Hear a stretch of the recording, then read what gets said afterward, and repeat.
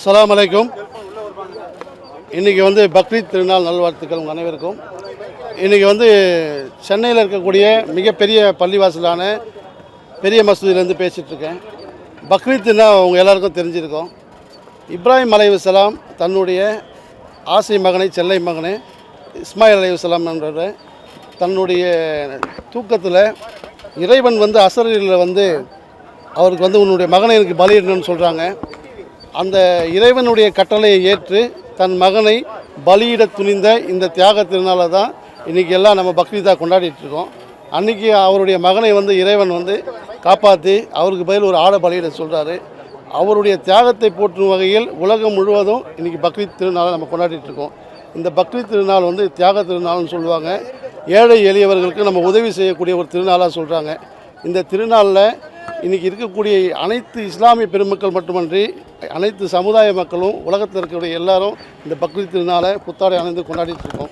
இஸ்லாமிய மக்களின் 5 கடமைகளில் ஒரு கடமையான கடைசி கடமையான ஹஜ் புனித பயணம். இந்த ஹஜ் புனித பயணம் இந்த பக்ரீத் மாதம் தான் செஞ்சிட்ருக்கோம். இந்த மாதத்தில் இஸ்லாமியர்கள் வாழ்நாளில் ஒரு முறையாவது வசதி இருந்தால் மக்காவிற்கு சென்று வரணும்னு சொல்லியிருக்காங்க. அந்த கடமையை எல்லா இஸ்லாமியர்களும் நிச்சயமாக கடைப்பிடிச்சிட்ருக்காங்க.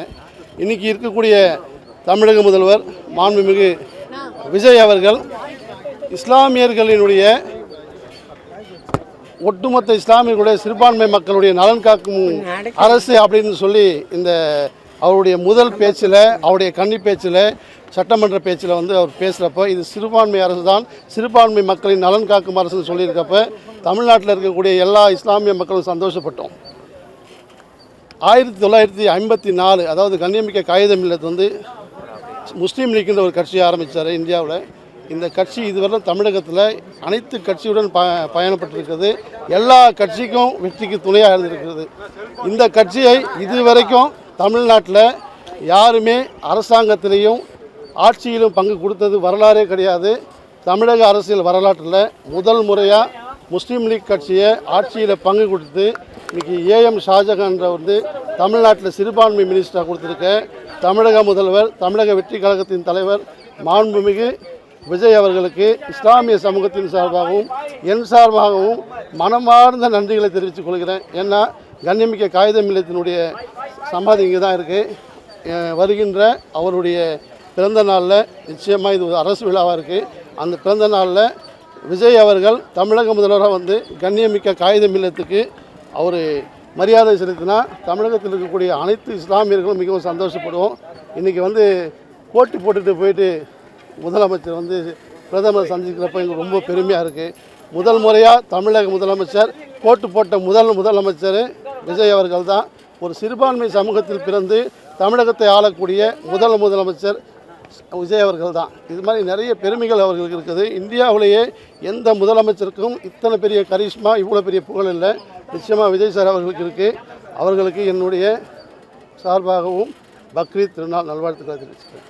அதிமுகவுடைய முன்னாள் சட்டமன்ற உறுப்பினர்கள் குதிரை பேரம் மூலமா இழுக்கிறாங்க அப்படின்ற ஒரு குற்றச்சாட்டு இருக்கு. இதுக்கு என்ன பதில் சொல்ல விரும்புறீங்க சார்? மேடம், குதிரை பேரம் என்னன்னா கொஸ்டினா இருக்கு. அந்த கேள்விக்கு பதில் சொல்லுங்க. குதிரை பேரம்னா என்னன்னு யாருக்கும் தெரியல. அதாவது குதிரை பேரம்னா காசு கொடுத்து வாங்குறதா என்னான்னு தெரியல. இன்றைக்கி அதிமுக எம்எல்ஏக்கள் போனவர்கள் எல்லாமே நல்லா வசதி படைச்சவர்கள். அவங்களுக்கு சுய செல்வாக்குள்ள தொகுதியில் செல்வாக்கு உள்ளவங்க. அந்த செல்வாக்கால் தான் அவங்க ஜெயிச்சிருக்காங்க. பட் அவங்களுக்குலாம் இசைக்கு சுப்பையானாலும் இந்த பெரிய வசதி படைச்சவர். அவர்கிட்ட போய் குதிரை பேரன்னு சொன்னாங்கன்னா அவரே சொல்கிறார், பணத்துக்கு நான் விலை போவேன் அப்படின்னு சொல்கிறாரு. பட் குதிரை பேரன்றது நம்ம சும்மா பேச்சில் தான் கேள்விப்பட்டிருக்கோம். குதிரை விற்கிறது தான் குதிரை பேரம். இது குதிரை பேரன்னு சொல்கிறதெல்லாம் சும்மா இன்றைக்கி யதார்த்தமாக அவங்க சொல்லிகிட்டு இருக்காங்க.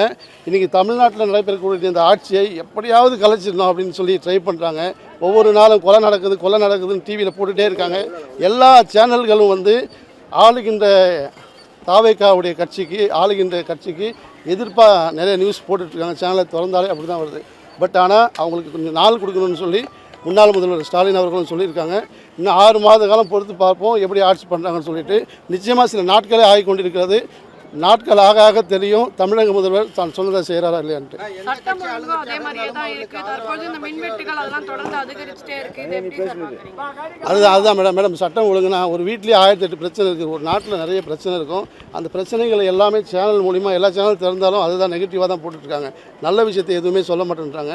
நிறைய நல்ல விஷயங்கள் நடக்குது, நல்ல விஷயத்தை யாருமே சொல்ல மாட்டேறாங்க. அந்த சரி, இதே இடத்துல திமுகவோட வாட்ஸ்அப் டிபி வச்சிருந்தீங்க. இப்போ வந்து பிற்போக்கு எல்லாம் உயிருக்கும்னு ஒரு தாவேக்காவோட கொள்கையோட வாட்ஸ்அப் டிபி வச்சிருக்கீங்க. தாவேக்கா போயிட்டு கன்ஃபார்ம் பண்ணலாம். தாவேக்காக்கு போகக்கூடாதா என்ன? போயிட்டீங்களா? இல்லை, நான் இன்னும் அது அஃபிஷியலாக நான் இன்னும் அது முடிவெடுக்கலை. பட் எனக்கு ரொம்ப பிடிச்சிருக்கு. என்ன பிடிச்சிருக்குன்னு எனக்கு ஒரே ஒரு விஷயம்னா, முஸ்லீம் லீக் கட்சிக்கு எனக்கு சம்மந்தம் கிடையாது. நான் ஒரு இஸ்லாமியன். நான் திமுகவில் நிறைய பயணப்பட்டிருக்கேன். ஒரு இஸ்லாமியனா ஒரு கண்ணியமிக்க காகிதம் இல்லத்து கட்சியில் ஒரு அமைச்சரை தேர்ந்தெடுத்து அவருக்கு பதவி கொடுத்தது வந்து எனக்கு ரொம்ப பிடிச்சிருக்கு. இதெல்லாம் யாருமே கொடுத்தது கிடையாது. அதனால் எனக்கு தமிழக முதல்வர் மீதும் தாவேக்கா மீதும் பெரிய ஈர்ப்பு ஏற்பட்டிருக்கு.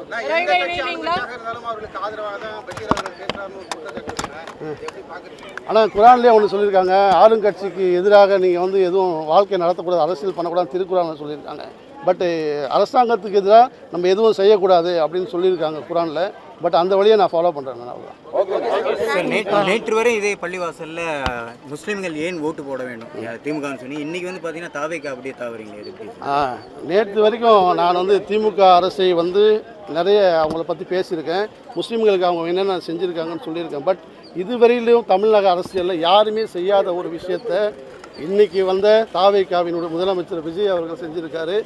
முஸ்லீம் லீக் கட்சியிலேருந்து ஒரு அமைச்சரை தேர்ந்தெடுத்து இன்றைக்கி உலகம் முழுவதும் அவர் இஸ்லாமியர்கள் மத்தியில் வந்து பெரும் பேர் பெற்றிருக்காரு. அதனால தான் திமுக ஒன்றும் பண்ணலன்னு சொல்கிறீங்களா? சார், இப்போ வந்த 10 நாட்கள்லேயே ஒரு அமைச்சரை கொடுத்துருக்காருன்னா இன்னும் எத்தனை ஆண்டுகள் இருக்குது சார்?